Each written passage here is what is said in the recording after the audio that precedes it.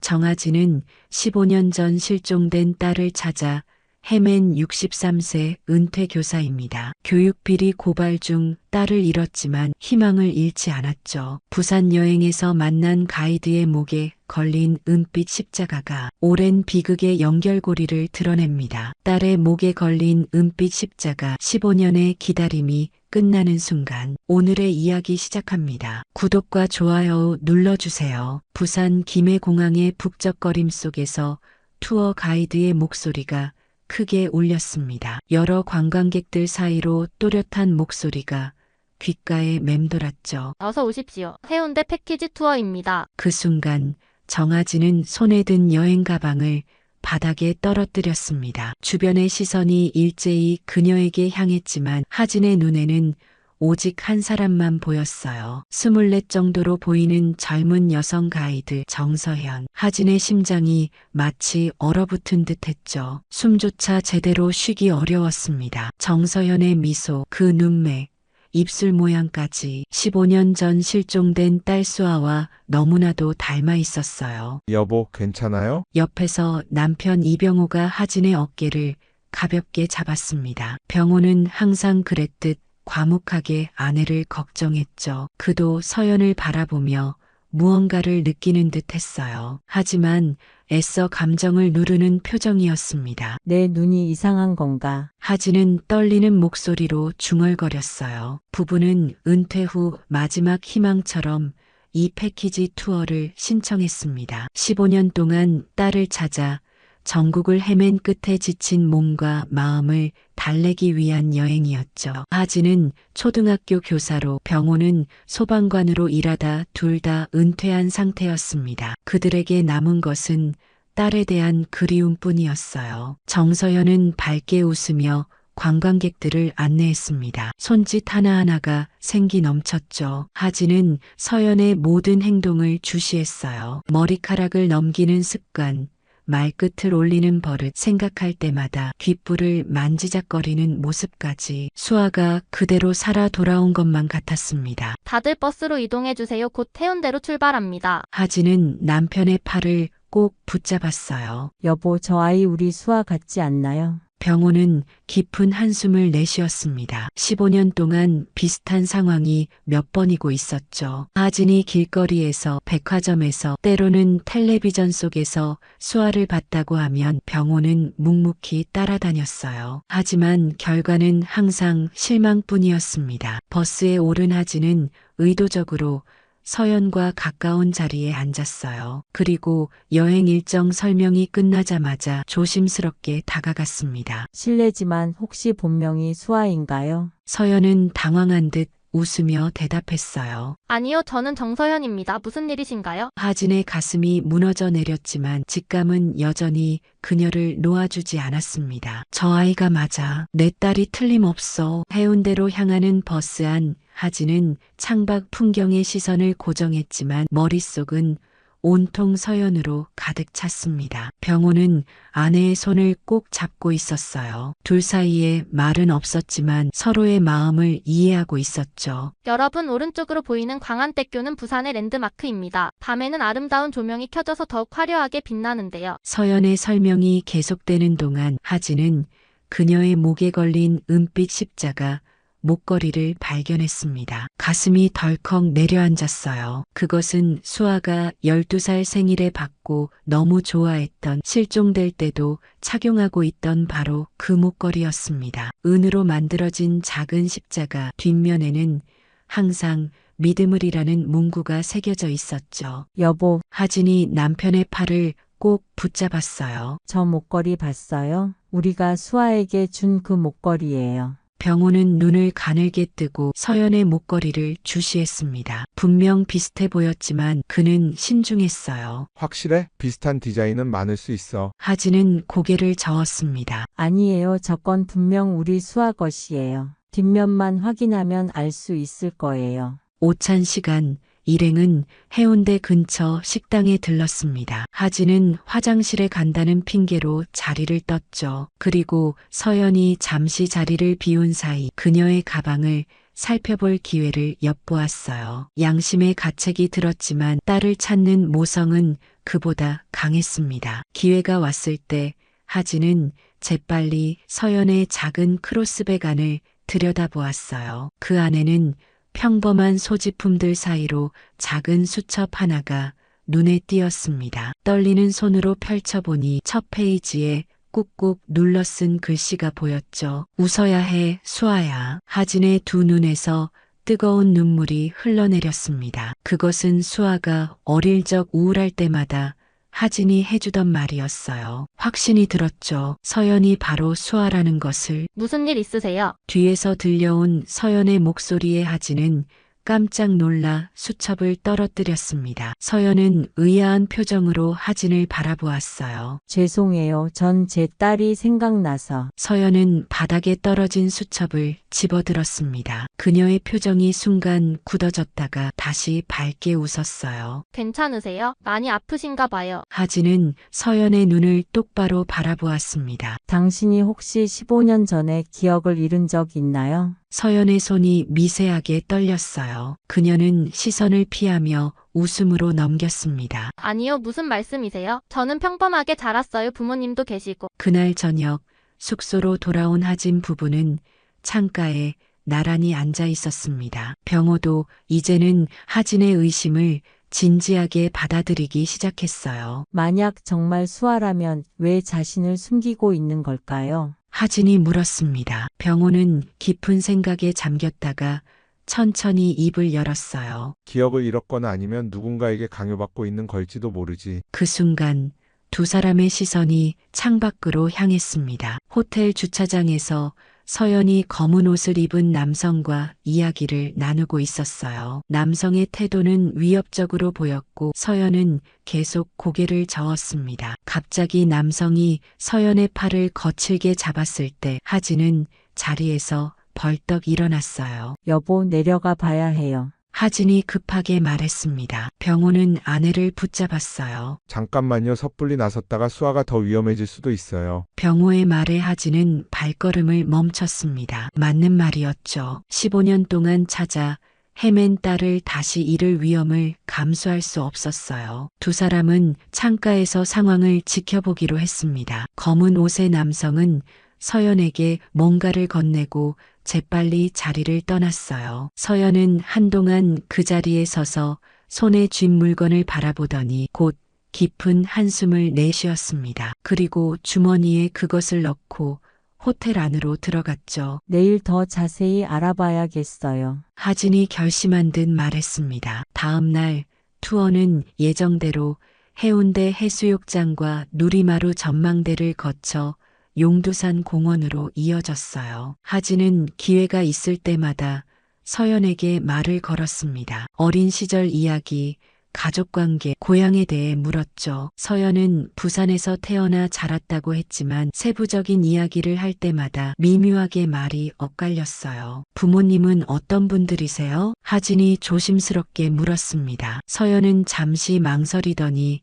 미소 지었어요. 아버지는 회사원이셨고 어머니는 가정주부셨어요. 지금은 제주도에 살고 계십니다. 학창 시절 추억이 있나요? 특별히 기억나는 선생님이라든가. 이런 질문에 서연은 항상 잠시 멈칫했다가 대답했습니다. 마치 미리 준비한 대답을 하는 것처럼 느껴졌어요. 하진은 더욱 확신이 들었죠. 서연의 이야기는 만들어진 것이었습니다. 점심 식사 후 투어 일행은 자유시간을 가졌어요. 하진 부부는 서연을 몰래 따라가기로 했습니다. 서연이 호텔을 나서자 두 사람은 조심스럽게 그녀의 뒤를 밟았죠. 서연은 버스를 타고 도심을 벗어나 해운대에서 조금 떨어진 작은 사찰로 향했어요. 바람과 평화의 절이라 불리는 조용한 사찰이었습니다. 하진과 병호는 거리를 두고 서연을 지켜보았어요. 서연은 사찰 뒤편에 있는 작은 정자로 향했고 그곳에는 이미 나이 지긋한 노승이 기다리고 있었습니다. 두 사람은 가까이 다가가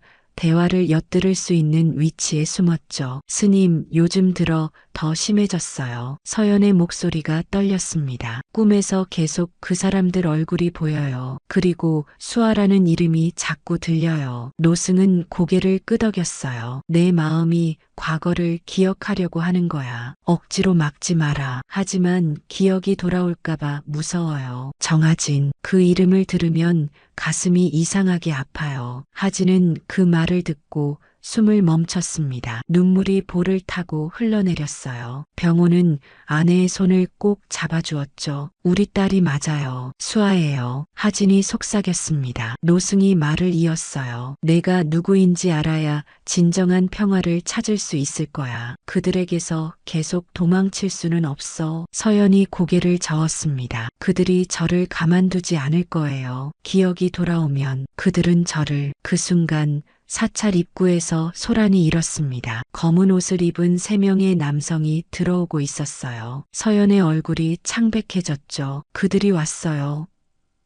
서연이 놀라서 외쳤습니다. 노승은 서연을 안쪽 방으로 재빨리 인도했어요. 뒷문으로 나가거라. 내가 시간을 벌겠다. 하진과 병호는 서로를 바라보았습니다. 무슨 일이 벌어지고 있는지 확실했어요. 딸이 위험에 처해 있었죠. 가서 도와야 해요. 하진이 결심한 듯 말했습니다. 병호는 고개를 끄덕였어요. 일단 경찰에 신고부터 하는 게 좋겠소. 하지만 그 순간 뒤에서 단단한 물체가 하진의 머리를 강타했습니다. 하진이 쓰러지는 모습을 본 병호가 소리쳤지만 곧 그도 의식을 잃고 말았어요. 마지막으로 들린 것은 서연의 비명소리였습니다. 하진이 의식을 되찾았을 때 주변은 어둡고 축축했습니다. 머리가 지끈거렸고 손목과 발목은 단단히 묶여 있었어요. 천천히 눈을 뜨자 낡은 창고처럼 보이는 공간이 시야에 들어왔습니다. 병호는 몇 미터 떨어진 곳에서 의식이 없는 채로 묶여 있었죠. 그리고 맞은편 기둥에는 서연이 고개를 떨군 채 묶여 있었어요. 여보, 수아, 하진이 희미한 목소리로 불렀습니다. 서연이 천천히 고개를 들었어요. 눈가에 멍이 들어 있었고 입가에는 핏자국이 있었습니다. 죄송해요. 저 때문에 이런 일이. 뭐가 미안한데, 수아야, 엄마가 널 찾지 못해서 미안하지. 15년 동안이나. 하진의 말에 서연의 눈에 눈물이 고였어요. 전 수아가 아니에요. 진짜로. 저는 정서연이라고요. 그 순간 무거운 철문이 열리는 소리가 들렸습니다. 3명의 남성이 들어왔고 그중 한 명은 하진이 어디선가 본 듯한 얼굴이었어요. 시간이 흐르며 변했지만 분명 알고 있는 사람이었습니다. 이렇게 다시 만나게 되다니. 정 선생님, 남자가 비웃듯 말했어요. 하진은 눈을 가늘게 뜨고 남자를 응시했습니다. 천천히 기억이 떠올랐죠. 강태우, 기억하시는군요. 영광입니다. 강태우가 차갑게 웃었어요. 18년 전 하진이 근무하던 초등학교의 교육 비리를 폭로하려 했을 때 그 중심에는 학교 이사장 강태우가 있었습니다. 하진이 증거를 모으고 있었지만 수아가 실종되면서 모든 것을 포기해야 했죠. 당시 경찰은 단순 가출로 결론지었지만 하진은 항상 의심했어요. 그리고 지금 모든 것이 연결되었습니다. 당신이 우리 딸을 납치한 거였군요. 하진이 날카롭게 말했어요. 강태우는 천천히 고개를 저었습니다. 직접 손을 더럽히진 않았습니다. 다만 지시했을 뿐이죠. 당신이 너무 많은 것을 알게 되었으니까요. 위협이 필요했습니다. 그래서 15년 동안 우리 아이를. 하진의 목소리가 분노로 떨렸어요. 처음엔 협박용이었어요. 하지만 당신이 포기하지 않자 아이의 기억을 지워버리는 게 더 안전하다고 판단했죠. 강태우가 담담하게 말했습니다. 서연이라는 새 정체성을 만들어주고 꽤 괜찮은 삶을 살게 해줬다고 생각합니다. 범죄자들이 새 삶을 사는 것처럼 말이에요. 병호가 신음하며 의식을 되찾았습니다. 상황을 파악하자마자 그의 눈에 분노가 번졌어요. 내 놈이 우리 가족을 이렇게 만든 거였어? 강태우는 무시하고 서연에게 다가갔습니다. 넌 늘 말을 잘 들었는데 이번엔 왜 그러니? 목걸이도 없애라고 했잖아. 서연은 고개를 들었어요. 눈에는 두려움과 함께 불꽃 같은 것이 보였습니다. 기억이 점점 돌아와요. 그 여자, 그분이 제 어머니 같다는 느낌이 들어요. 헛소리. 강태우가 소리쳤어요. 넌 정서현이야. 부모님은 제주도에 계시고 거짓말이죠? 서연이 물었습니다. 제 진짜 이름은 정수아예요. 맞죠? 하진은 딸을 바라보았어요. 15년 동안 꿈에서도 그리던 순간이었습니다. 그래, 수아야. 넌 우리 딸이야. 강태우가 주머니에서 권총을 꺼냈어요. 이제 더 이상 통제가 안 되는군. 불행히도 이 일을 마무리해야겠어. 그 순간 병호가 갑자기 몸을 앞으로 던져 강태우의 다리를 걸었습니다. 소방관 시절의 힘을 발휘한 것이죠. 강태우가 균형을 잃고 넘어지면서 권총이 바닥에 떨어졌어요. 다른 두 남성이 병호에게 달려들었지만 그는 이미 결박을 푸는데 성공한 상태였습니다. 오랜 소방관 생활에서 얻은 기술이었죠. 수아야, 엄마한테 가. 병호가 외쳤어요. 하진의 심장이 쿵쾅거렸습니다. 15년 전 마지막으로 수아를 안았던 순간이 떠올랐어요. 그때도 이렇게 위험한 상황이었을까? 그녀의 딸은 얼마나 무서웠을까? 서연아니, 수아는 자신도 결박을 풀어보려 했지만 너무 단단했습니다. 그때 밖에서 사이렌 소리가 들려왔어요. 사이렌 소리가 가까워지자 강태우의 표정이 일그러졌습니다. 어떻게 알았지? 누가 신고했어? 바로 그때 창고 문이 요란한 소리와 함께 열렸습니다. 경찰이다. 모두 움직이지 마. 수명의 경찰관이 총을 든 채 들이닥쳤어요. 강태우의 부하들은 저항할 생각도 못한 채 바닥에 엎드렸습니다. 하지만 강태우는 재빨리 바닥에 떨어진 권총을 다시 집어들었죠. 움직이면 이 여자를 쏘겠다. 강태우가 수아에게 총구를 겨누며 소리쳤습니다. 경찰들이 망설이는 사이 병호가 기회를 놓치지 않았어요. 수십 년 소방관 생활에서 다진 순발력으로 강태우에게 몸을 던졌습니다. 둘 사이에 몸싸움이 벌어졌고 갑자기 총성이 울렸어요. 여보. 하진이 비명을 질렀습니다. 병호와 강태우가 함께 바닥에 쓰러졌어요. 경찰들이 재빨리 달려와 강태우를 제압했습니다. 병호는 옆구리를 붙잡은 채 고통스러운 표정을 지었지만 다행히 생명을 위협할 정도의 부상은 아니었죠. 아버지. 수아가 외쳤습니다. 그 한마디에 모두의 시선이 그녀에게 향했어요. 수아는 자신이 무슨 말을 했는지 깨닫고 눈을 크게 떴습니다. 기억의 조각들이 서서히 연결되고 있었죠. 경찰들이 하진과 수아의 결박을 풀어주었습니다. 하진은 곧바로 병호에게 달려갔고 구급대원들이 빠르게 그의 상처를 치료하기 시작했어요. 어떻게 알고 오셨죠? 하진이 경찰에게 물었습니다. 젊은 경찰관이 대답했어요. 절에 노승이 신고하셨습니다. 수상한 사람들이 관광객 부부와 가이드를 납치해 갔다고요. 하진은 감사의 마음으로 고개를 끄덕였습니다. 그리고 수아에게 다가갔어요. 수아는 여전히 혼란스러운 표정으로 주변을 둘러보고 있었습니다. 괜찮아, 수아야. 하진이 조심스럽게 딸의 이름을 불렀어요. 수아는 천천히 고개를 들었습니다. 그녀의 눈에는 눈물이 맺혀 있었어요. 제가 정말 수아인가요? 저는 제 이름이 서연이라고 알고 있었는데. 하진은 애써 침착함을 유지하려 했습니다. 15년 동안 꿈에서도 그리던 순간이었지만 딸을 놀라게 해선 안 됐어요. 그래, 내 이름은 정수아야. 15년 전에 내가 12살 때 사라졌어. 수아의 표정이 복잡하게 변했습니다. 제 기억 속에는 제주도에서 자란 정서현이라는 사람의 삶이 있어요. 하지만 간혹 다른 기억의 조각들이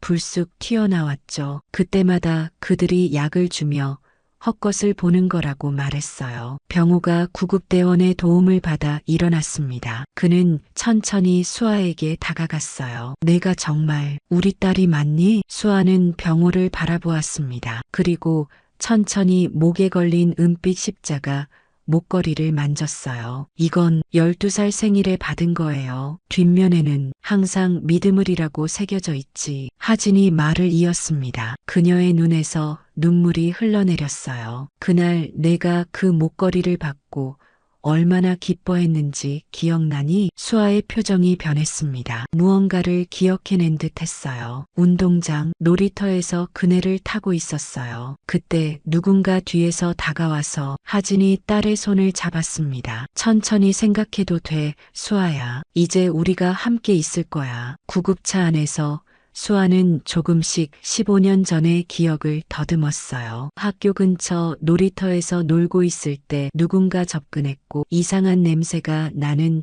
천을 얼굴에 덮었다는 것. 그리고 깨어났을 땐 모든 것이 달라져 있었다는 사실이었습니다. 그들은 저를 서연이라 불렀어요. 제가 사고로 기억을 잃었고 그들이 제 가족이라고 했죠. 처음엔 의심했지만 지속적으로 약을 먹였고 점점 그들의 말을 믿게 되었어요. 수아의 목소리가 떨렸습니다. 하진은 딸의 이야기를 들으며 마음이 무너져 내렸어요. 15년 동안 그녀의 딸은 속임수와 약물 속에서 살아온 것이었습니다. 그런데도 어딘가에 진짜 자신의 기억이 남아 있었고 그것이 오늘 그녀를 여기로 이끈 것이었죠. 병원으로 향하는 동안 하진은 딸의 손을 한시도 놓지 않았습니다. 15년 만의 재회였지만 아직 갈 길이 멀었어요. 수아의 기억은 파편적이었고 정서현으로서의 삶과 정수아로서의 삶 사이에서 혼란을 겪고 있었습니다. 부산대학교 병원의 밝은 병실 하진은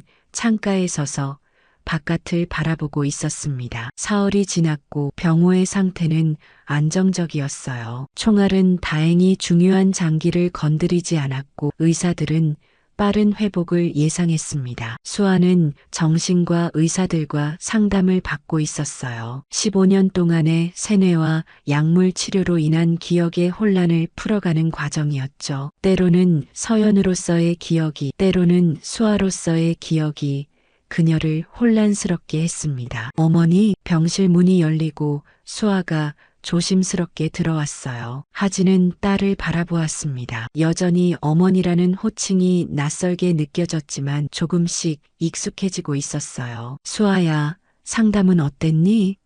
하진이 물었습니다. 수아는 침대 옆 의자에 앉았어요. 조금씩 기억이 돌아오고 있어요. 하지만 여전히 혼란스러워요. 제 머릿속에는 두 개의 인생이 공존하고 있는 것 같아요. 하진은 딸의 손을 잡았습니다. 시간이 필요할 거야. 우리가 함께 있을게. 수아는 고개를 끄덕였어요. 그녀의 눈에 눈물이 고였습니다. 제가 15년 동안 기억하지 못했다는 게 너무 미안해요. 아버지와 어머니가 얼마나 힘드셨을지. 내 잘못이 아니야, 수아야. 하진이 단호하게 말했어요. 그것은 모두 강태우와 그 일당의 짓이었어. 이제 그들은 법의 심판을 받게 될 거야. 경찰 조사에 따르면 강태우는 교육비리 외에도 다양한 불법 사업에 연루되어 있었습니다. 하진이 증거를 모으고 있다는 사실을 알게 되자 그는 하진의 딸을 납치하는 극단적인 방법을 선택했죠. 처음에는 하진을 협박하기 위한 수단이었지만 하진이 포기하지 않자 아예 수아의 정체성을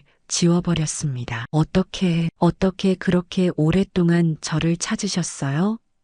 수아가 물었어요. 하진은 창밖을 바라보았습니다. 포기할 수 없었어. 너는 우리의 전부였으니까. 내 아버지와 나는 모든 가능성을 쫓았지. 매년 내 생일마다 새 전단지를 만들고 실종자 찾기 프로그램에도 참여했어. 내가 살아있다는 믿음을 한 번도 놓지 않았단다. 그날 오후 병호가 휠체어를 타고 수아의 병실을 방문했습니다. 의사들은 아직 완전한 회복을 위해 병원에 머물러야 한다고 했지만 병호는 딸과 시간을 보내고 싶었어요. 아버지, 괜찮으세요?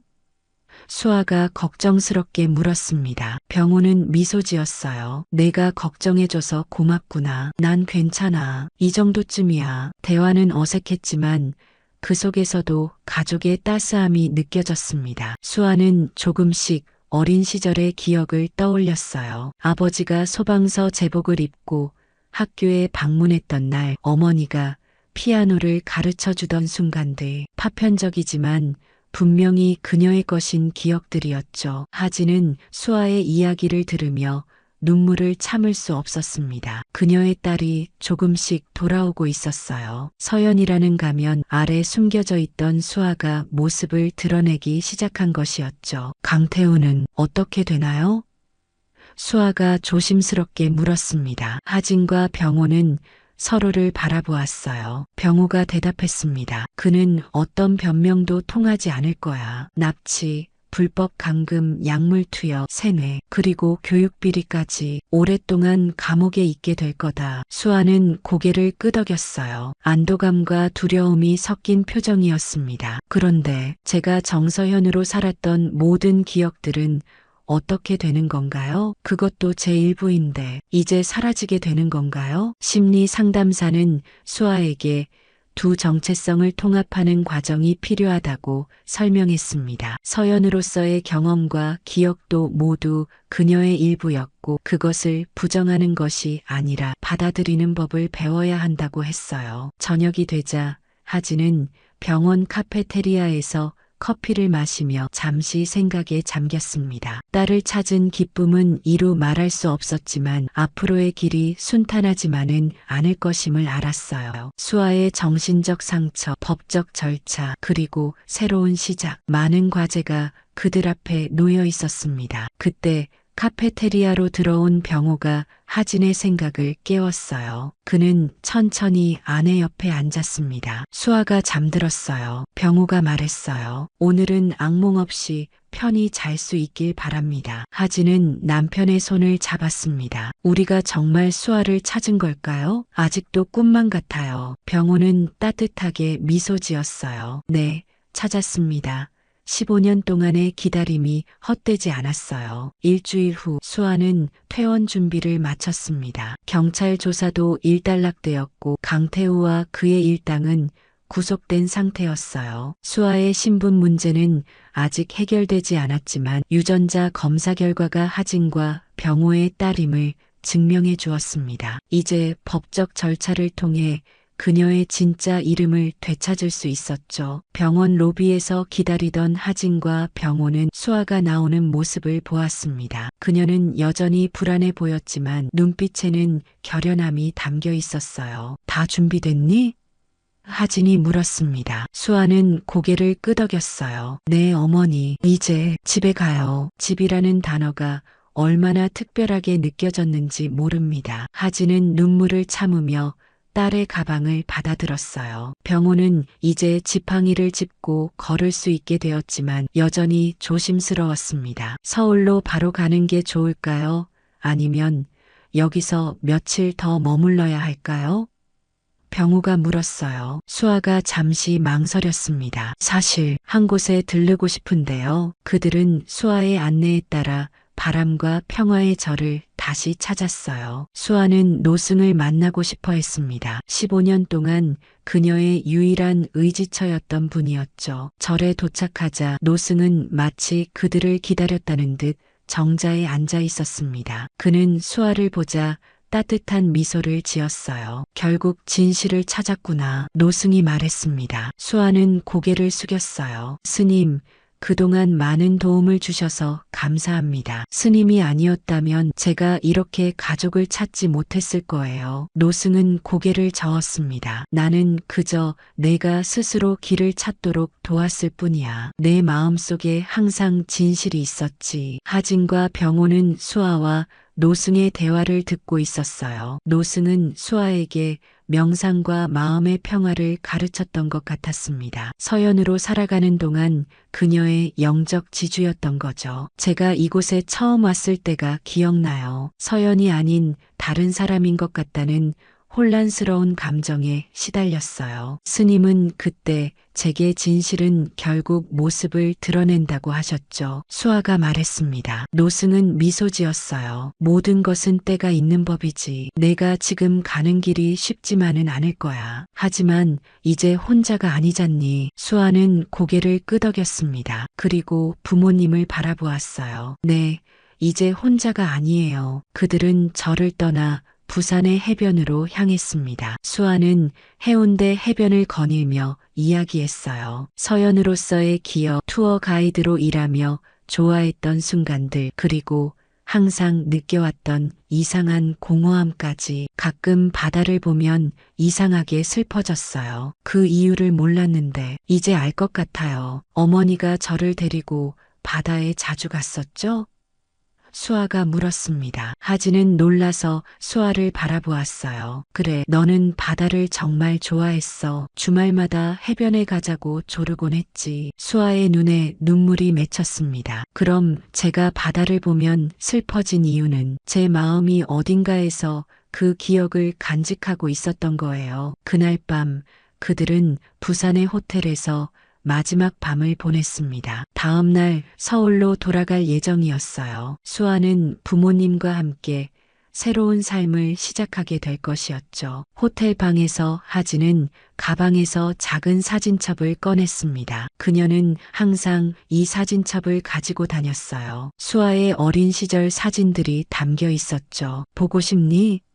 하진이 수아에게 물었습니다. 수아는 조심스럽게 사진첩을 받아들었어요. 페이지를 넘기며 그녀는 자신의 어린 시절을 마주하게 되었습니다. 웃고 있는 아이, 부모님과 함께 찍은 사진들, 학교 행사, 그것은 분명 그녀였지만 동시에 낯선 느낌도 들었어요. 제가 정말 행복해 보이네요. 수아가 말했습니다. 하진은 미소 지었어요. 넌 항상 웃음이 많았어. 어떤 어려움이 있어도 쉽게 웃어넘겼지. 수아는 사진첩의 마지막 페이지를 넘겼습니다. 그곳에는 그녀가 실종되기 바로 전날 찍은 사진이 있었어요. 12살의 수아가 은빛 십자가 목걸이를 들고 환하게 웃고 있었습니다. 이 목걸이, 수아가 자신의 목에 걸린 목걸이를 만지며 말했어요. 하진은 고개를 끄덕였습니다. 내 생일 선물이었어. 내가 정말 좋아했지. 수아는 사진첩을 가슴에 안았어요. 그리고 눈을 감았습니다. 조금씩,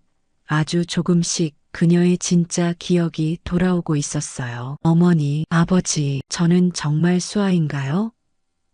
그녀가 작은 목소리로 물었습니다. 하진과 병호는 서로를 바라보았어요. 병호가 천천히 대답했습니다. 넌 정수아야. 우리 딸이지. 하지만 동시에 정서현이기도 해. 그 모든 경험과 기억이 너를 만들었어. 넌 둘 다인 거야. 수아의 눈에서 눈물이 흘러내렸습니다. 이해하기 어려워요. 하지만 노력할게요. 저는 이제 어디에 속하는지 알아요. 바로 여기. 가족과 함께 6개월 후 서울의 한 아파트에서 새로운 삶이 시작되었습니다. 하진과 병호 그리고 수아는 조금씩 가족으로서의 일상을 되찾아가고 있었어요. 법적 절차를 통해 수아는 공식적으로 정수아라는 이름을 되찾았고 강태우와 그의 일당은 재판에서 중형을 선고받았습니다. 아침 식사 시간 하진은 갓 구운 빵을 테이블 위에 올려놓았어요. 병호는 신문을 읽고 있었고 수아는 노트북으로 무언가를 열심히 작성하고 있었습니다. 뭘 그렇게 열심히 쓰고 있니? 하진이 물었어요. 수아는 고개를 들고 미소 지었습니다. 대학 지원서예요. 교육학과에 지원하려고요. 하진은 놀라서 딸을 바라보았어요. 교육학과? 네, 수아가 고개를 끄덕였습니다. 어머니처럼 선생님이 되고 싶어요. 특히 저처럼 힘든 시간을 겪은 아이들을 돕고 싶어요. 하진의 눈에 눈물이 고였습니다. 15년의 공백을 뛰어넘어 그녀의 딸은 자신의 길을 찾아가고 있었어요. 첫 몇 달은 쉽지 않았습니다. 수아는 심리 치료를 받으며 두 개의 정체성 사이에서 균형을 찾아야 했죠. 때로는 서연의 기억이 더 선명할 때도 있었고, 때로는 수아의 기억이 물밀듯이 돌아올 때도 있었어요. 그 꿈을 응원한다. 병호가 신문에서 눈을 떼고 말했습니다. 내가 원하는 것이라면 무엇이든 지원할게. 수아는 아버지를 향해 미소 지었어요. 감사해요, 아버지. 저에게 두 번째 기회를 주셔서 정말 고마워요. 그날 오후 수아는 의사와의 정기 상담을 위해 집을 나섰습니다. 하진은 거실 창가에 서서 딸이 떠나는 모습을 지켜보았어요. 여전히 불안했지만 조금씩 그 감정도 누그러들고 있었습니다. 괜찮을까요? 하진이 남편에게 물었어요. 병호는 아내의 어깨에 팔을 둘렀습니다. 우리 딸은 강해요. 당신도 알잖아요.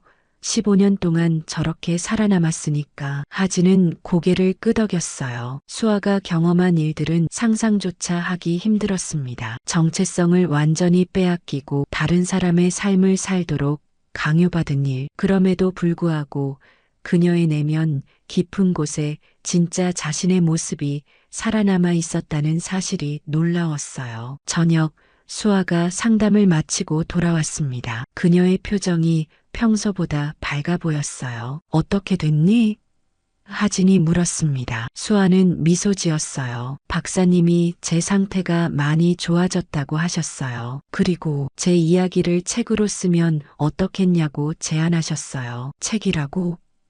병호가 놀라서 물었습니다. 수아는 고개를 끄덕였어요. 네, 저처럼 트라우마를 겪은 사람들에게 희망을 줄 수 있다고 하셨어요. 물론 이름은 바꿔서요. 하진과 병호는 서로를 바라보았습니다. 그들의 눈에는 자부심이 반짝였어요. 내가 원한다면 우리는 지지할게. 하진이 말했습니다. 그날 밤 수아는 자신의 방에서 일기를 썼어요. 어린 시절부터의 습관이었지만 서연으로 살던 시절에도 이어졌던 유일한 연결고리였습니다. 오늘로 내가 집에 돌아온 지 6달이 되었다. 여전히 혼란스러울 때가 있지만 이제는 두 개의 인생이 하나로 합쳐지고 있다고 느낀다. 정서현으로서의 경험도 내 일부이고 정수아로서의 기억도 내 일부다. 둘 중 하나를 부정할 필요가 없다는 것을 이제야 깨달았다. 수아는 잠시 펜을 내려놓고 창밖을 바라보았습니다. 서울의 밤하늘에는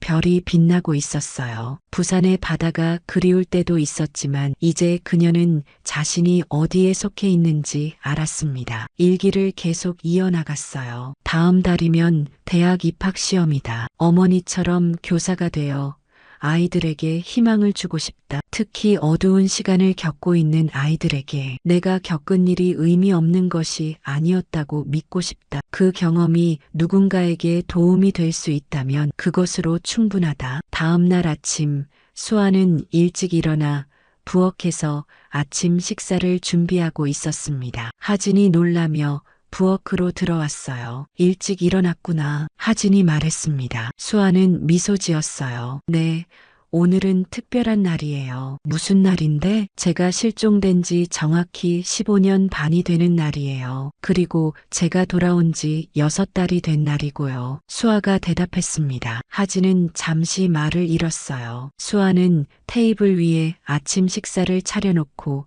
계속 말했습니다. 오늘 새로운 시작을 하고 싶어요. 더 이상 과거에 묶여있지 않고 앞으로 나아가는 거예요. 병호도 부엌으로 들어왔습니다. 그는 딸의 말을 듣고 있었어요. 이제 정서현도 정수아도 아닌 그냥 나로 살고 싶어요. 두 사람의 기억과 경험을 모두 가진 새로운 나로요. 하진과 병호는 눈물을 참으며 딸을 바라보았습니다. 수아는 그들에게 다가가 두 팔을 벌려 안았어요. 감사해요. 포기하지 않고 저를 찾아주셔서. 하진은 딸을 꼭 안았습니다. 15년 동안 멈춰있던 시간이 드디어 다시 흐르기 시작했어요. 상처는 여전히 있었지만 이제 그들은 함께 치유의 길을 걷고 있었습니다. 앞으로 어떤 어려움이 와도 우린 함께야. 병호가 말했어요. 수아는 고개를 끄덕였습니다. 목에 걸린 은빛 십자가 목걸이가 아침 햇살에 반짝였어요. 그 목걸이는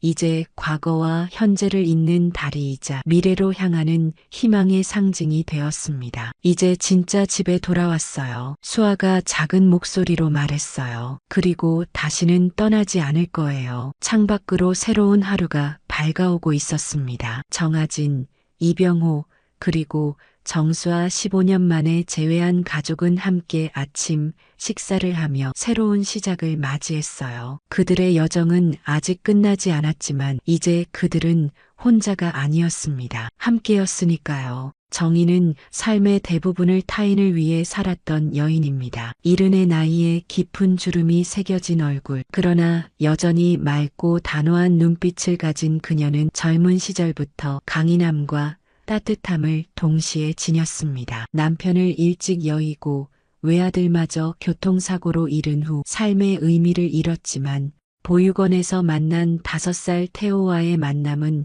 그녀에게 새로운 희망을 가져다 줍니다. 평생 모아온 유산까지 투자해 태호의 의사 꿈을 이루게 해주었지만 성공 후 그는 정의를 외면합니다. 배신과 상실감 속에서도 정의는 스스로 삶의 주도권을 되찾기 위한 강한 의지를 품게 되고 자신을 위한 진정한 행복이 무엇인지 찾아가는 여정을 시작합니다. 버려진 할머니가 선택한 마지막 반격은 그녀 자신을 되찾는 첫걸음이었다. 오늘의 이야기 시작합니다. 구독과 좋아요 눌러주세요. 정희는 창밖으로 흩날리는 벚꽃을 바라보았습니다. 아들이 좋아했던 계절이 다시 찾아왔군요. 그녀는 살며시 창문을 닫았습니다. 세상의 아름다움조차 이제는 그저 아픔으로 다가올 뿐이었죠. 남편을 먼저 하늘나라로 보낸 지도 18년이 흘렀고 외아들마저 29의 꽃다운 나이에 교통사고로 잃은 지 이제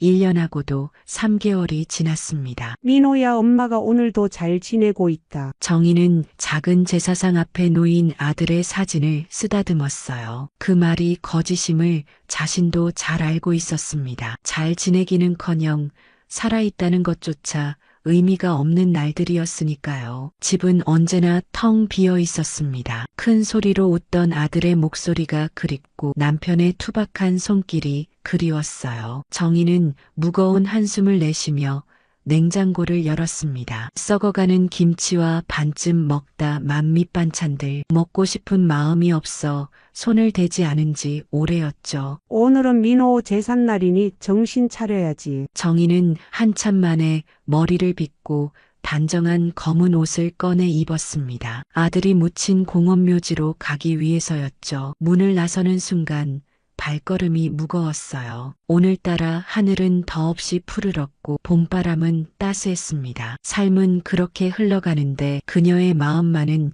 여전히 얼어붙어 있었습니다. 버스에서 내려 묘지로 가는 길, 정희는 우연히 작은 보육원 앞을 지나게 되었어요. 담장 너머로 아이들의 웃음소리가 들려왔지만 한 아이만은 홀로 담장 옆 벤치에 앉아 있었습니다. 5살쯤 되어 보이는 소년, 작은 얼굴에 슬픔이 가득했죠. 정희는 발걸음을 멈추었습니다. 그 아이의 눈빛이 어딘가 익숙했어요. 세상과 단절된 듯한 그 쓸쓸함이 마치 자신을 보는 것 같았죠. 아이는 천천히 고개를 들어 정희와 눈을 마주쳤습니다. 그 순간 정희의 가슴 속에서 무언가 미세하게 움직였어요. 오랫동안 얼어붙어 있던 그 무언가가 조금씩 녹아내리는 느낌이었습니다. 안녕, 거기 왜 혼자 있니? 아이는 대답하지 않았어요. 그저 커다란 눈으로 정희를 바라볼 뿐이었습니다. 정희는 천천히 담장 안으로 들어가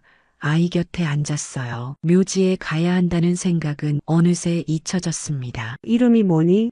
짧은 침묵 끝에 나온 작은 목소리. 정희는 그 순간 아들의 어린 목소리를 떠올렸습니다. 태호라고 하는구나. 예쁜 이름이네. 정희는 작은 미소를 지었어요. 태호는 여전히 무표정한 얼굴로 바닥만 내려다보고 있었습니다. 아이의 손은 작았고 차가웠죠. 정희가 하늘을 올려다보니 오후의 햇살이 따스했습니다. 여기서 오래 살았니? 태호는 고개를 작게 끄덕였어요. 태어날 때부터요. 그 말에 정희의 가슴이 찡했습니다. 태어나자마자 버려진 아이, 누구의 사랑도 받지 못한 채 세상을 시작한 작은 생명이었죠. 정희는 문득 묘지에 가는 일을 잊었다는 사실을 깨달았어요. 하지만 이상하게도 죄책감이 들지 않았습니다. 오히려 오랜만에 마음이 평온해진 느낌이었죠. 할머니는 왜 여기 있어요? 태호의 갑작스러운 질문에 정희는 잠시 할 말을 잃었습니다. 그 순간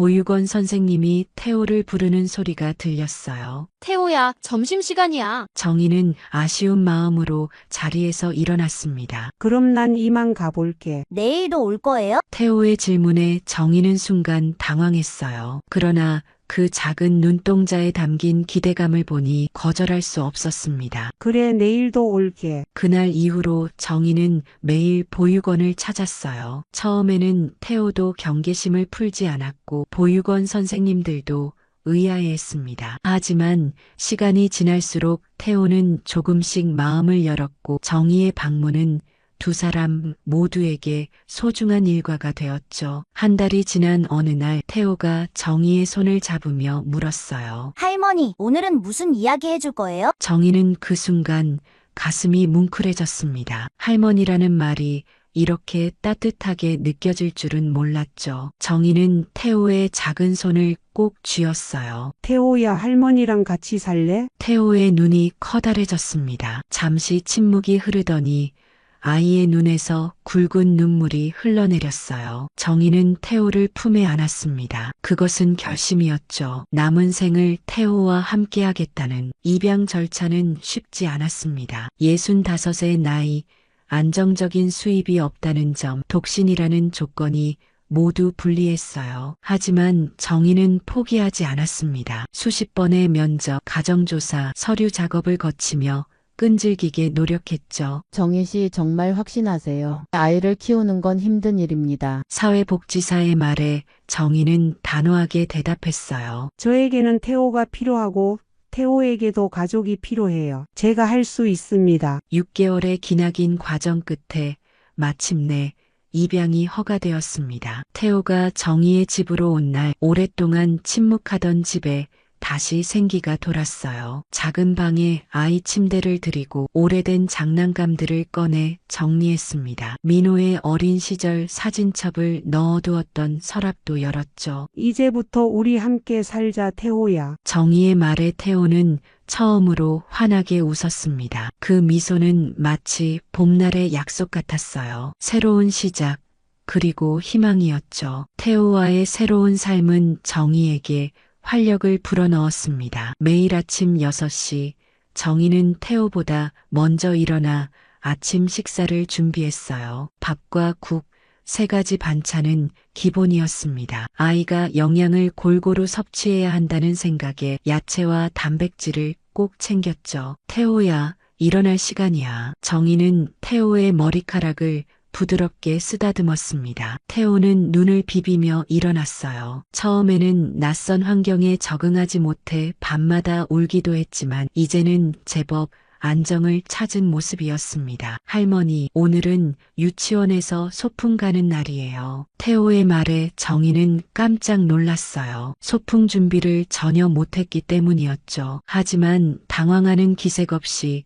재빨리 도시락을 꾸렸습니다. 김밥과 계란말이, 작은 과일까지. 태호의 눈이 반짝였어요. 우와, 할머니가 만든 도시락이다. 그 순수한 기쁨에 정희도 함께 웃었습니다. 이렇게 소소한 일상이 쌓여가며 둘의 유대는 깊어졌어요. 태호는 총명하고 배려심 깊은 아이로 자라났습니다. 유치원에서도 선생님들의 칭찬이 끊이지 않았죠. 시간은 빠르게 흘러 태호는 초등학교에 입학했습니다. 학교에서는 늘 우수한 성적을 거두었어요. 특히 수학과 과학에 타고난 재능을 보였죠. 정희는 태호의 학업을 뒷받침하기 위해 더 많은 일을 했습니다. 새벽에는 신문을 돌렸고 낮에는 식당에서 설거지를, 저녁에는 마트 진열 일을 했어요. 할머니, 이렇게 많이 일하시면 몸 상하실 거예요. 12살이 된 태호가 걱정스럽게 말했습니다. 정희는 미소를 지으며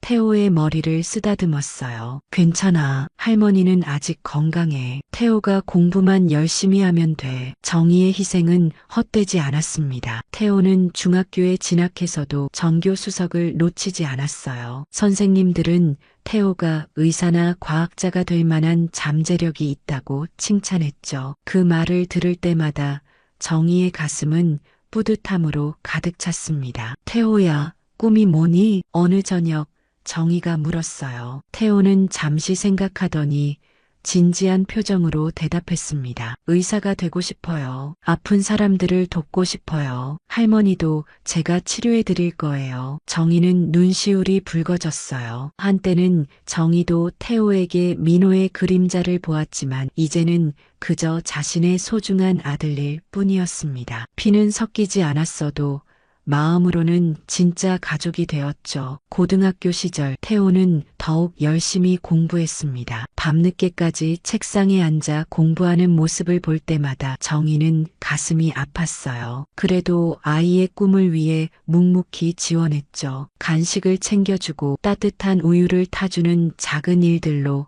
사랑을 표현했습니다. 수능날 태호는 떨리는 마음으로 시험장에 들어갔어요. 정희는 학교 앞에서 하루 종일 기다렸습니다. 태호가 나오자 그의 표정만 봐도 알 수 있었어요. 성공이었죠. 할머니, 제가 해냈어요. 의대에 갈 수 있을 것 같아요. 정희는 태호를 꼭 안아주었습니다. 그날 밤 정희는 오랜만에 편안한 마음으로 잠들었어요. 하지만 며칠 후 현실적인 문제가 다가왔습니다. 의대 등록금은 상상을 초월할 만큼 비쌌죠. 의대 합격 소식은 기쁨과 동시에 큰 부담으로 다가왔습니다. 정희는 통장 잔고를 확인했어요. 평생 모은 돈으로도 첫 학기 등록금을 겨우 댈 수 있을 정도였죠. 나머지 7년을 어떻게 버틸지 생각만으로도 막막했습니다. 할머니, 괜찮아요. 제가 아르바이트를 할게요. 장학금도 노력해 볼 거고요. 태호의 말에 정희는 고개를 저었어요. 의대 공부가 얼마나 힘든데 아르바이트까지 어떻게 하니? 할머니가 방법을 찾을게. 밤마다 정희는 고민했습니다. 더 많은 일을 할까? 아니면 대출을 받을까? 그러나 나이 이른의 노인에게 그만한 대출을 해줄 곳은 없었고 몸은 이미 여러 질병으로 쇠약해져 있었죠. 어느 날 밤 정희는 오래된 서랍에서 낡은 서류 뭉치를 꺼냈어요. 아버지가 남겨준 유산, 시골 과수원 땅의 등기부였습니다. 평생 손대지 않던 것이었죠. 남편이 살아있을 때도 그건 내 노후를 위한 마지막 보루라며 팔지 말라 했던 땅이었어요. 이제는 써야 할 때가 온 것 같네요. 다음 날 정희는 부동산을 찾았습니다. 30년 전 매입한 작은 과수원 땅이었지만 지금은 개발 예정 지역이 되어 꽤 가치가 올라 있었어요. 부동산 중개인은 눈을 반짝이며 말했습니다. 아주머니, 이 땅이면 의대 등록금 정도는 충분히 나올 겁니다. 바로 매수자를 알아볼게요. 2달 후 땅은 팔렸고 정희의 통장에는 5억 원이 넘는 돈이 들어왔어요. 처음 보는 큰 돈에 정희는 무서울 정도였습니다. 하지만 이 돈으로 태호의 미래가 열린다고 생각하니 후회는 없었죠. 태호야, 이제 공부만 열심히 하렴. 돈 걱정은 하지 마. 태호의 눈에는 눈물이 고였어요. 할머니, 제가 꼭 성공해서 은혜 갚을게요. 정희는 그저 웃으며 태호의 등을 토닥였습니다. 그녀에게는 태호의 성공 자체가 가장 큰 보답이었으니까요. 의대 생활은 태호에게도 정희에게도 쉽지 않았습니다. 태호는 밤낮 없이 공부했고 정희는 혼자 집을 지켰어요. 방학 때만 잠깐 만나는 일상이 되었죠. 그렇게 1년, 2년이 흘렀습니다. 3년째 되던 해 태호의 변화가 느껴지기 시작했어요. 귀가하는 횟수가 줄었고 전화도 뜸해졌습니다. 방학에도 연구실 일이나 해외 연수 프로그램으로 바쁘다며 집에 거의 오지 않았죠. 할머니, 미안해요. 이번에도 못 가요. 중요한 논문 준비 중이라. 전화 너머로 들려오는 태호의 목소리에서 정희는 왠지 모를 거리감을 느꼈습니다. 그래도 이해하려 했어요. 의대 생활이 얼마나 바쁘겠니? 공부에 집중해야지. 정희의 건강은 점점 나빠졌습니다. 무릎 관절염으로 걷기가 힘들어졌고 고혈압과 당뇨도 찾아왔어요. 병원비는 계속 늘어갔지만 태호에게 부담을 주고 싶지 않아 말하지 않았죠. 태호가 본과 4학년이 되었을 때 정희는 그의 초대로 처음 대학교 근처에 갔습니다. 병원 로비에서 만난 태호는 예전과 달리 세련된 옷차림에 자신감 넘치는 모습이었어요. 그리고 그 옆에는 우아한 차림의 젊은 여성이 있었죠. 할머니, 이쪽은 수연 씨예요. 제 여자친구입니다. 수연은 예의 바르게 인사했지만 정희를 바라보는 눈빛에서 어딘가 차가운 기색이 느껴졌어요. 태호는 자랑스럽게 말했습니다. 수연이 아버지가 강남에서 큰 병원을 운영하세요. 제가 졸업하면 그곳에서 일할 기회를 주신대요. 그날 저녁 비싼 레스토랑에서의 식사가 끝나고 정희는 혼자 오래된 집으로 돌아왔습니다. 태호와 수연이 다른 세계의 사람들처럼 느껴졌어요. 정희는 처음으로 자신과 태호 사이의 깊은 골을 직감했습니다. 태호의 졸업식 날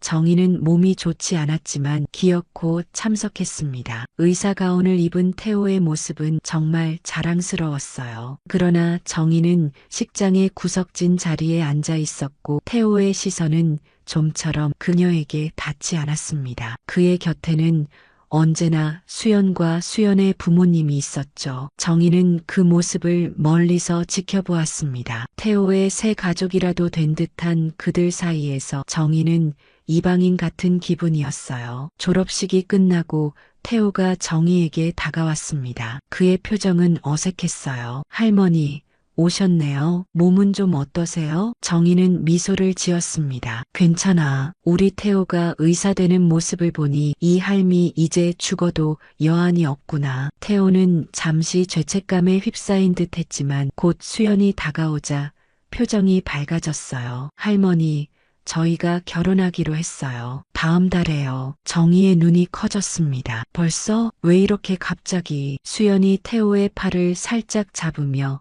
미소 지었어요. 태호 오빠가 우리 병원에 들어오려면 결혼이 좋을 것 같아서요. 아버지도 그러시고요. 이유가 무엇이든 정희는 태호의 행복을 빌었습니다. 결혼식 준비는 수연의 집안에서 전부 도맡았어요. 정희는 그저 하객 중 하나로 초대되었죠. 호텔에서 열린 화려한 결혼식. 정희는 구석에 앉아 태호가 다른 세계로 떠나가는 것을 지켜보았습니다. 결혼 후 태호와 수연은 강남의 고급 아파트에서 살기 시작했어요. 정희는 두 사람을 방문하고 싶었지만 매번 태호는 바쁘다는 핑계로 만남을 미뤘습니다. 통화도 점점 짧아졌고 태호가 먼저 전화하는 일은 거의 없었죠. 어느 날 정희는 용기를 내어 태호의 병원을 찾아갔습니다. 로비에서 한참을 기다린 끝에 태호를 만날 수 있었어요. 그러나 태호의 표정은 당혹스러웠습니다. 할머니, 왜 미리 연락도 없이 오셨어요? 지금 환자들이 많아서. 정희는 서둘러 일어섰어요. 미안하다, 바쁜데. 그냥 얼굴 한번 보고 싶어서. 그날 이후 정희는 태호에게 부담을 주지 않기로 했습니다. 그러나 몸은 점점 쇠약해졌어요. 겨울이 오자 관절염은 더 심해졌고 당뇨 합병증으로 시력도 나빠졌습니다. 병원비는 감당하기 어려울 정도로 불어났죠. 결국 정희는 작은 집마저 포기하고 반지하 월세방으로 이사해야 했어요. 태호에게는 알리지 않았습니다. 그가 걱정할까봐 또 그의 새 가정에 부담이 될까봐 두려웠죠. 어느 추운 겨울날 정희는 심한 기침으로 쓰러졌습니다. 이웃의 도움으로 병원에 실려갔어요. 폐렴 진단을 받고 일주일간 입원했지만 병원비를 더 이상 감당할 수 없어 퇴원했죠. 집에 돌아온 다음 날 오랜만에 태호에게서 전화가 왔습니다. 수연이 태호의 휴대폰을 보다가 정희가 응급실에 실려갔다는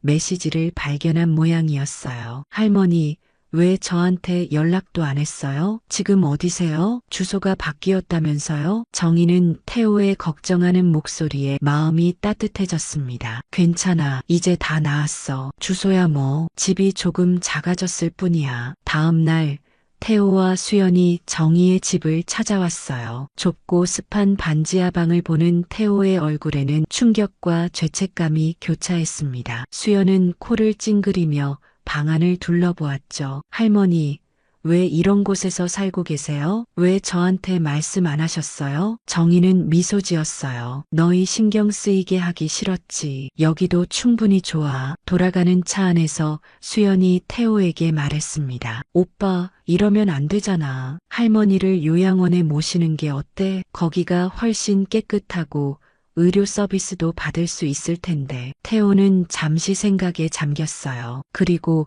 천천히 고개를 끄덕였습니다. 일주일 후 태호는 고급스러운 브로슈어 한 장을 들고 정희를 찾아왔습니다. 정희는 오랜만에 태호가 혼자 방문한 것이 반가웠어요. 이제는 늘 수연과 함께였으니까요. 할머니, 좋은 곳을 알아봤어요. 골드라이프 시니어 타운이라고 최고급 요양시설이에요. 태호는 브로슈어를 펼쳐 보여주었습니다. 호텔 같은 외관에 아름다운 정원, 수영장까지 갖춘 화려한 시설이었어요. 정희는 태호의 얼굴을 물끄러미 바라보았습니다. 태호야, 할머니는 요양원에 갈 생각이 없단다. 태호의 표정이 굳었어요. 하지만 할머니, 여기서는 위험해요. 지난번처럼 또 쓰러지면 어떡해요? 거기는 의료진도 있고 깨끗하고 안전해요. 정희는 고개를 저었습니다. 내 집이 좋아. 비록 작고 누추해도 이게 내 집이야. 태호는 한숨을 쉬었어요. 할머니, 솔직히 말씀드릴게요. 수연이도 걱정하고 있어요. 할머니가 이런 곳에 산다는 게 알려지면 병원 이미지에도 안 좋을 거라고. 정희의 가슴에 차가운 무언가가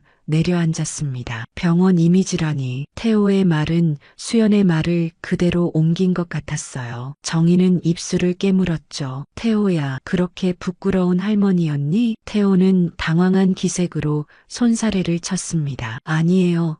그런 뜻이 아니라 할머니 건강이 제일 중요하니까요. 그날 이후 태호의 방문은 더욱 잦아졌어요. 하지만 정희는 그 진심을 의심했습니다. 태호의 눈빛에서 순수한 걱정보다는 부담감이 더 크게 느껴졌으니까요. 한 달 후 태호는 수연과 함께 왔습니다. 수연은 평소보다 상냥한 말투로 정희를 설득했어요. 할머니, 정말 좋은 곳이에요. 한 번만 구경해 보시면 어떨까요? 태호 오빠도 너무 걱정돼서 일에 집중을 못한대요. 정희는 태호의 표정을 살폈습니다. 눈을 마주치지 못하는 태호. 정희는 무언가 결정적인 것이 이미 깨져버렸음을 느꼈어요. 결국 정희는 구경만 해보자는 제안에 동의했습니다. 골드라이프 시니어 타운은 브로슈어처럼 화려했어요. 하지만 정희의 눈에는 그저 차갑고 비인간적인 공간으로 보였습니다. 웃음기 없는 직원들의 공허한 미소, 텅 빈 눈으로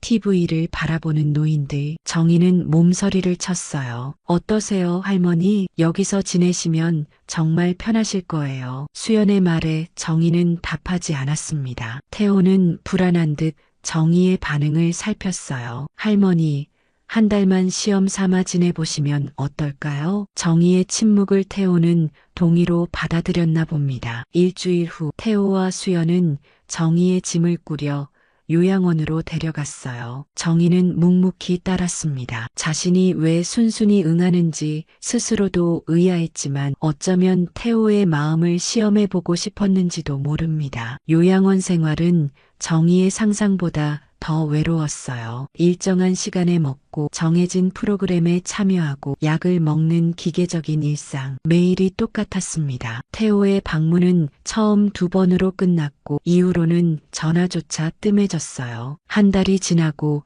2달, 3달. 정희는 요양원의 창문으로 계절이 바뀌는 것을 지켜보았습니다. 어느 날 식당의 TV에서 익숙한 얼굴이 나왔어요. 태호였습니다. 오늘은 서울 강남의 젊은 의사 이태호 씨를 만나봤습니다. 어려운 환경에서 자라 의사의 꿈을 이룬 감동 스토리. 태호는 카메라 앞에서 눈물을 글썽이며 말했어요. 저를 키워주신 할머니 덕분입니다. 지금도 제가 모시고 있죠. 할머니가 제 인생의 은인이세요. 정희는 숟가락을 떨어뜨렸습니다. 이것이 현실인지 꿈인지 분간할 수 없었어요. 모시고 있다니. 자신은 여기 버려져 있는데. 화면 속 태호의 모습에서 정희는 어떤 낯선 사람을 보는 것 같았습니다. 그날 밤 정희는 오랜만에 깊은 분노를 느꼈어요. 모든 것이 거짓이었음을, 자신이 이용당했음을 깨달았습니다. 자신을 버린 아들이 치매 걸린 할머니라는 거짓말로 자신을 가둬놓고 효자 코스프레를 하고 있었죠. 정희는 서랍에서 오래된 수첩을 꺼냈어요. 그곳에는 태호의 의대 등록금을 위해 과수원 땅을 팔았을 때의 기록이 있었습니다. 그리고 태호에게 써준 차용증도 이제는 내 차례구나. 정희의 눈에 결연한 빛이 돌았습니다. 그녀는 요양원 간호사 지연을 불렀어요. 유일하게 정희에게 진심으로 친절했던 젊은 여성이었죠. 지연 씨, 나 좀 도와줄래? 지연은 정희의 진심 어린 눈빛에 무언가 특별한 결심이 담겨 있음을 느꼈습니다. 평소 조용하고 수능적이던 정희의 모습과는 달랐어요. 할머니, 무슨 일이세요? 제가 도와드릴 일이 있으시면 말씀해 주세요. 정희는 목소리를 낮추며 말했습니다. 내가 여기 들어온 건 내 의지가 아니었어. 집에서 필요한 서류를 가져와야 하는데 혼자서는 어려울 것 같구나. 지연은 잠시 망설였어요. 요양원 규정상 환자의 외출은 가족의 동의가 필요했습니다. 하지만 정희의 사연을 알고 있던 지연은 결국 고개를 끄덕였죠. 알겠습니다. 제 휴일에 도와드릴게요. 하지만 우리 둘 다 조심해야 해요. 사흘 후 지연은 약속대로 정희를 데리고 몰래 외출했습니다. 버스를 타고 정희의 옛집으로 향했어요. 반지하 집은 여전히 비어 있었고 정희의 이름으로 계약이 남아 있었죠. 다행히 열쇠도 아직 가지고 있었습니다. 여기에요. 정희는 벽장 속 깊숙이 손을 넣어 작은 금고를 꺼냈어요. 비밀번호를 누르자 금고가 열렸고 그 안에는 오래된 서류 한 장이 있었습니다. 태호의 서명이 선명한 차용증이었죠. 이것이 태호 씨가 쓴 건가요? 지연이 물었어요. 정희는 고개를 끄덕였습니다. 태호가 의대에 들어갈 때 과수원 땅을 팔아 등록금을 댔어. 그 돈을 빌려준 거니까 법적으로 문제가 없도록 차용증을 써뒀지. 정희의 눈에 결연한 의지가 빛났습니다. 태호가 자신을 버렸다는 배신감보다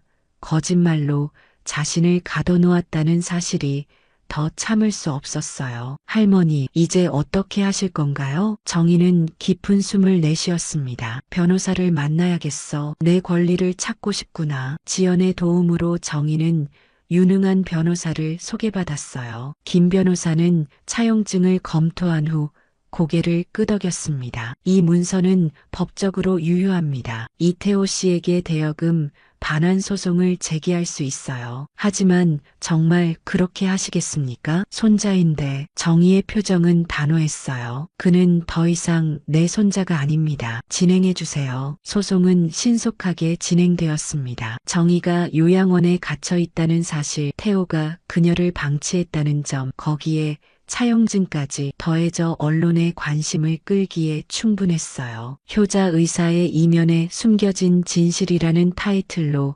뉴스가 보도되었습니다. 반지하에 홀로 사시던 할머니를 허락 없이 요양원에 입소시키고 빌린 돈을 갚지 않은 채 효자 이미지로 병원 홍보에 활용했다는 의혹이 뉴스가 나간 다음 날 태호의 병원 앞에는 기자들이 몰려들었어요. SNS에서는 분노한 누리꾼들의 댓글이 폭주했습니다. 태호의 병원 계좌는 가압류되었고 환자들은 하나둘 빠져나가기 시작했죠. 태호는 다급히 정희에게 전화했습니다. 할머니, 왜 이러세요? 우리 가족 간에 할 일이 아니잖아요. 제발 소송 취하해 주세요. 정희는 차분하게 대답했어요. 가족? 내가 날 가족이라고 생각한 적이 있니? 요양원에 버리고 거짓말까지 했으면서 태호의 목소리가 떨렸습니다. 할머니, 시간을 주세요. 다 해결해 드릴게요. 수연이도 지금. 수연은 어떻게 됐니? 태호는 한참을 침묵했어요. 수연이가 떠났어요. 병원도 위기고. 정희는 예상했던 일이었습니다. 태호를 사랑한 게 아니라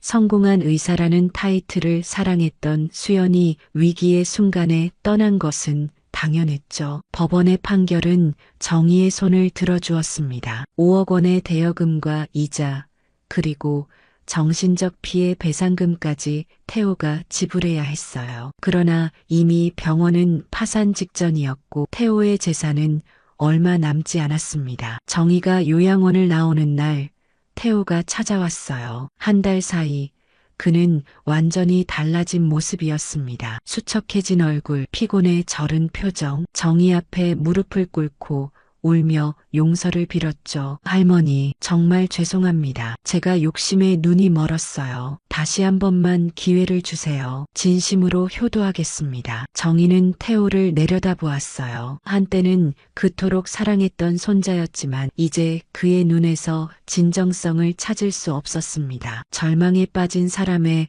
마지막 몸부림일 뿐이었죠. 태호야, 내 손자는 이미 죽었다. 정희는 돌아섰습니다. 뒤에서 태호가 절규하듯 울음을 터뜨렸지만 그녀의 발걸음은 멈추지 않았어요. 처음으로 정희는 자신의 인생을 향해 당당하게 걸어나가고 있었습니다. 소송이 끝나고 정희는 새로운 인생을 시작했습니다. 받아낸 배상금으로 바닷가가 보이는 조용한 도시의 작은 아파트를 마련했어요. 햇살이 가득한 2층 집, 작지만 정희에게는 충분한 공간이었습니다. 베란다에는 화분들을 가득 채웠고 매일 아침 식물에 물을 주는 것이 일과가 되었죠. 정희 씨, 오늘은 바다에 같이 가실래요? 지연은 소송 과정에서 정희의 든든한 지원군이 되었고 이제는 가장 가까운 친구가 되었습니다. 요양원을 그만두고 정희가 사는 동네의 병원에 취직한 지연은 자주 정희를 찾아왔어요. 좋지, 오랜만에 바닷바람 쐬면 좋겠구나. 두 사람은 해안가를 거닐며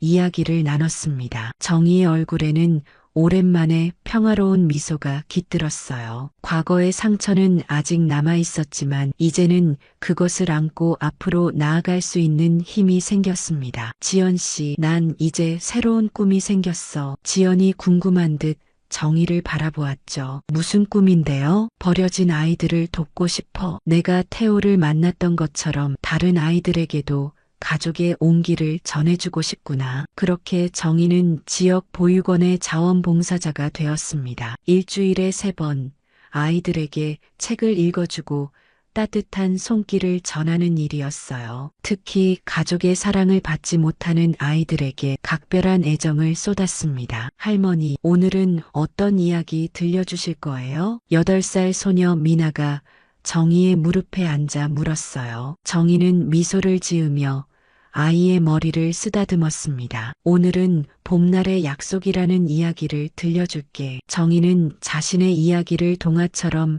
각색해 아이들에게 들려주었어요. 상처와 배신이 있었지만 결국은 자신을 되찾아가는 여정에 관한 이야기였습니다. 아이들은 때로는 눈물 짓고 때로는 웃으며 정희의 이야기에 푹 빠졌죠. 봉사활동을 통해 정희는 점점 활력을 되찾았습니다. 삶의 목적이 생겼고 무엇보다 진정한 관계의 의미를 다시 배우게 되었어요. 돈이나 성공보다 중요한 것이 있다는 깨달음이었죠. 어느 날 정희는 보육원을 나서다 낯익은 얼굴을 마주쳤습니다. 태호였어요. 그는 완전히 달라진 모습이었습니다. 고급 정장 대신 낡은 청바지와 티셔츠 차림, 번듯한 외모 대신 수염이 자란 얼굴이었죠. 할머니, 태호의 목소리는 떨렸습니다. 정희는 잠시 그를 바라보았어요. 더 이상 분노나 원망은 느껴지지 않았습니다. 그저 먼 길을 돌아 다시 만난 한 인간으로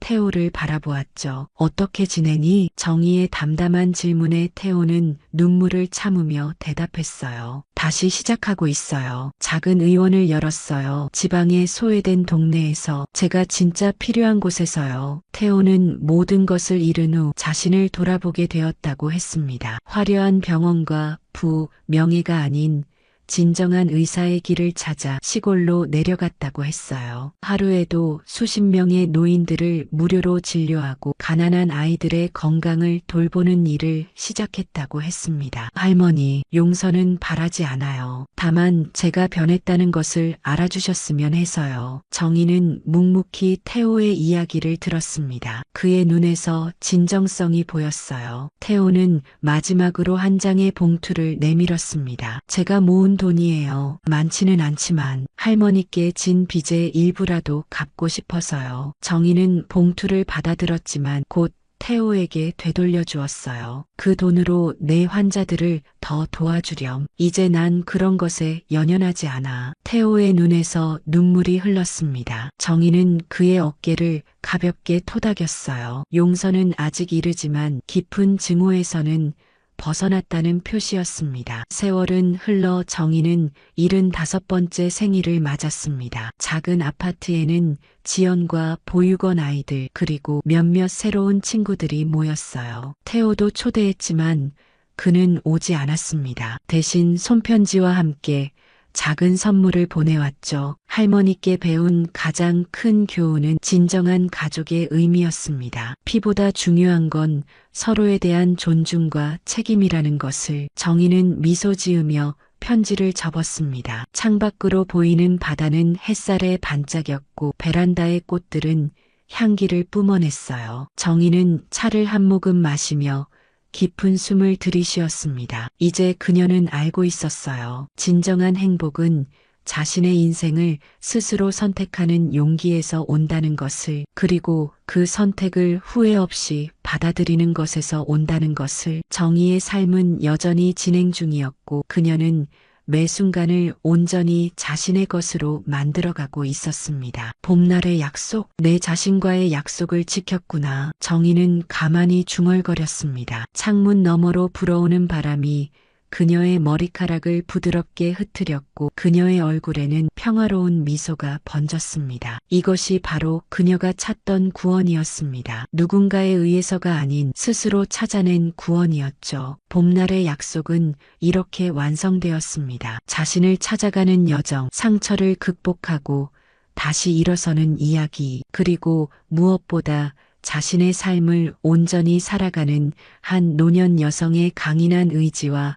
용기에 관한 이야기였습니다. 당신의 공감 한마디가 또 다른 누군가에게 따뜻한 위로가 됩니다. 지금까지 함께 해주셔서 감사합니다. 다음 이야기에서 또 뵙겠습니다.